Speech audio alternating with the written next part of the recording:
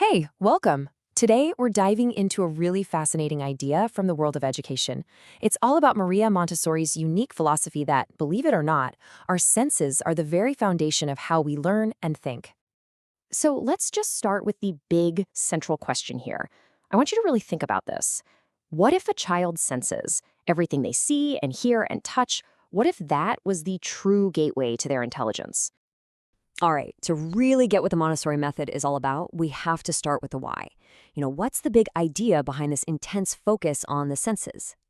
Okay, try a little something with me for a second. Go ahead, close your eyes. Just listen. What do you actually hear? Maybe it's a quiet hum in the room or your own breathing. Now imagine being a child. The world is just a constant flood of these sensations. Every single one is a potential lesson. And this is where Montessori had this huge aha moment. She realized that, yeah, kids are like little sponges soaking up all these sensory impressions. But without a way to organize them, it's just noise, it's chaos. She argued that the very first step to building intelligence is to bring some order to all that sensory input. So if the goal is to create order out of all that chaos, how do you actually do that? Well, that brings us right to the heart of the method, which is known as training the senses. And here it is, the key definition. Sensorial education isn't about memorizing a bunch of facts. It's a very specific method that's designed to help a child sort and classify and really understand the information coming in from their senses. It's about turning all that raw data into knowledge they can actually use. And look, Montessori herself said it perfectly. She saw this direct line. If you sharpen the senses, you build a stronger, more solid foundation for everything that comes next, for logic, for reasoning, for all kinds of abstract thinking. So what's the end game here? Well, it's not just about having sharp senses. The goals are super specific. It's all about training the mind to notice tiny differences, to create mental folders for different experiences, and, get this, to actually prepare the brain for big, complex subjects like math and science, all by starting with things they can touch and see. Okay, that all sounds great in theory, right? But what does it actually look like in a classroom?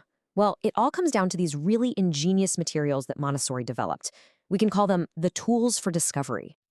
Now, here's the secret sauce. This is what makes it all work.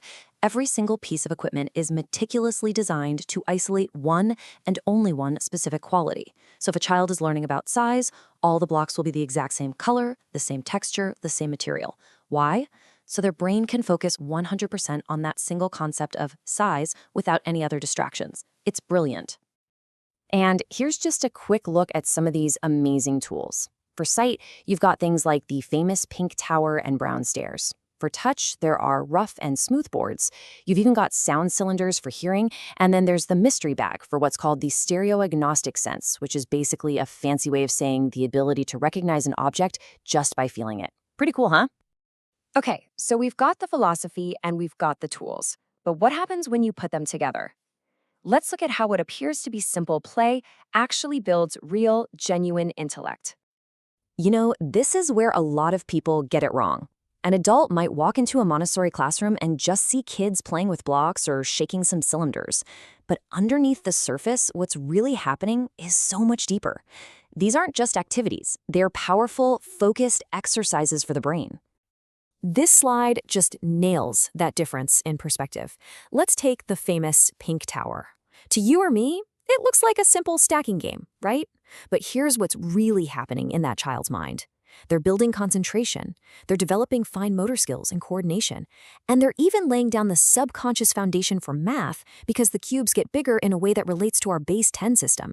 It is profound work disguised as simple play. So once you understand what's actually going on, it completely changes how you look at everything. And that brings us to our final big idea. This is all about a new way of seeing. If you remember just one single thing from our whole chat today, let it be this.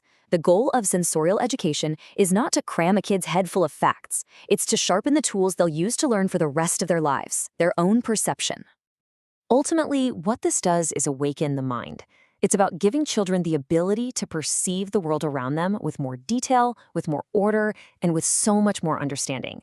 They really learn to see, not just look, to listen, not just hear. They get to experience the world more fully. And that leaves us with a pretty fascinating thought to chew on. This whole method was designed for children, sure, but the principle behind it, it's universal. So the question is, what could we, as adults, learn and discover if we actually made an effort to truly reawaken our own senses? Something to think about.